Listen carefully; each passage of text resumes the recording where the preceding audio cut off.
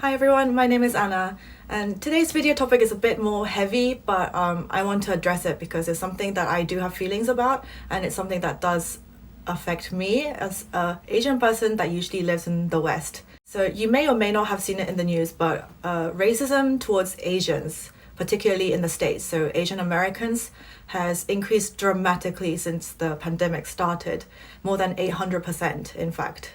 Last month, an 85-year-old Thai man was randomly shoved to the ground while he was on a walk in San Francisco, and he died a few days later. A few days later after that incident, 3 elderly people were attacked in Oakland's Chinatown district, as well as many Chinese businesses being vandalized. And most recently, about 2 weeks ago, a 61-year-old Filipino-American man was slashed across the face with a box cutter. Prominent Asian American celebrities have spoken out after these recent crimes, and they've offered rewards and such to find the attackers. President Biden himself has condemned these recent attacks and crimes, and the Vice President, Kamala Harris, has said that we must continue to commit ourselves to combating racism and discrimination. So I normally reside in the United Kingdom. I grew up there, I was educated there since the age of 8, and although it's not being reported on as much, the same sort of anti-Asian sentiment and racism has also grown in the UK. The Metropolitan Police reported a total of 457 race-related crimes against people of Oriental ethnicity or people who self-defined as Chinese between January and June of last year. And a Singaporean Chinese student was beaten while walking down Oxford Street by a group of men who said, "I don't want your coronavirus in my country." And in Hertfordshire, a teenage boy spat in the face of an owner of a Chinese takeaway, demanding to know if he had COVID. And I can confirm this because I saw this with my own eyes before I left London. Chinatown saw a huge drop in business, especially after the virus was linked to a food market in Wuhan. Many shops and businesses that have been in Chinatown for years, they've closed down completely.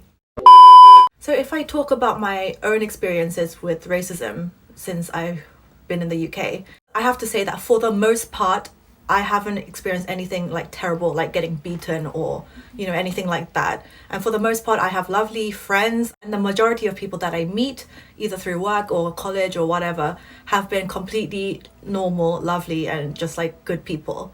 But underlying racism is definitely there, and I can definitely feel it. And especially back in February, March of last year when COVID was first breaking out in Europe and across the whole world, I started wearing a face mask anytime I went outside from about February onwards, because Koreans and usually other Asian countries like, Japan, we are accustomed to wearing face masks anyway before this whole pandemic.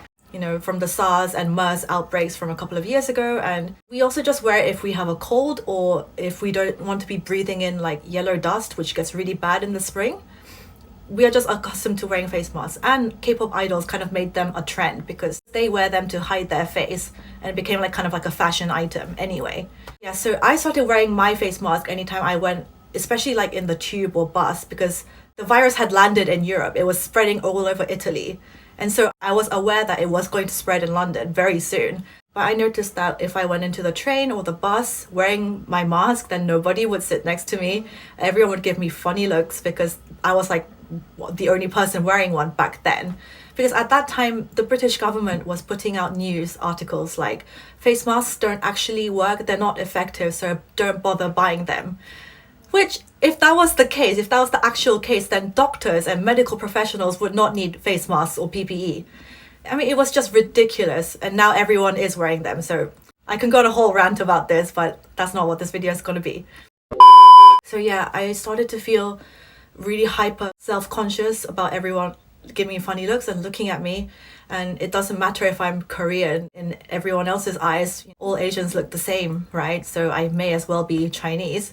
And then not long before I left London, back in November, a man on a bicycle came and stole my phone, snatched it from my hand. And this was the 3rd time this happened to me in London. I've done a whole video about this, I will link it. And the fact that this has happened to me 3 times, I think my race and obviously the fact that I'm a female Asian makes me a bigger target, a bigger risk to this sort of thing happening. But other than these specific incidents, I get the usual stuff like people shouting konnichiwa or ni hao at me, and the other usual racial slurs like ching, chang, chong, this kind of thing. And I've also had like more subtle racist comments from people that I've like met, and they say things like, "Oh, you're from Korea. You don't look Korean." What does that mean? What are you insinuating there? Are you saying that I don't look Korean because I don't have chinky eyes? That's literally what you're saying to me. And quite often I've had instances where I have to go to a place of business and I have to like run an errand or something, and I go up to someone to ask for help, and then they say, "Do you speak English?" I just like roll my eyes. I'm like, yes, I can. I probably speak better English than you, to be honest. And anyone that attacks vulnerable people like the elderly who can't fight back, they're just awful and cowardly people. And it doesn't help really that the mainstream media likes to put Asians wearing face masks as the main photo when they're covering COVID news. That only perpetuates the image and the growing racism, right? So I've had a few people asking me when I'm gonna go back to London. And the honest answer, guys, is that I still don't know if and when that will be. London is still in lockdown, and I don't think the restrictions will have gone completely until April at the earliest. So I'm still going to stay in Korea for the time being. And thinking about this has been my biggest dilemma currently, my biggest source of like stress.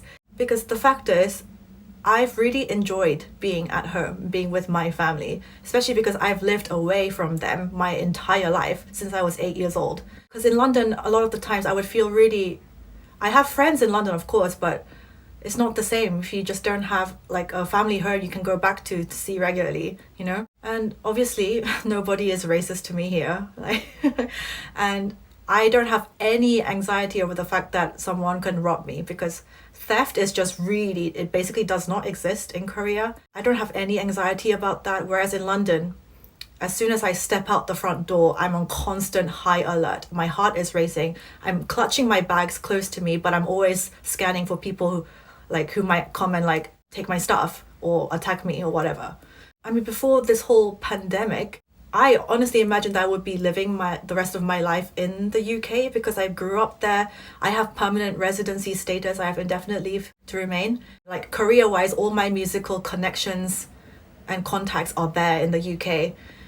And so I honestly thought I would be living there for the rest of my life. But obviously, COVID has changed everything. I don't want to go into this topic too much in this video. I'm going to do a separate video on this maybe. But now that I am making an income from YouTube, the fact that it gives me the ability to work from anywhere, not necessarily London, that is a huge freedom, I guess.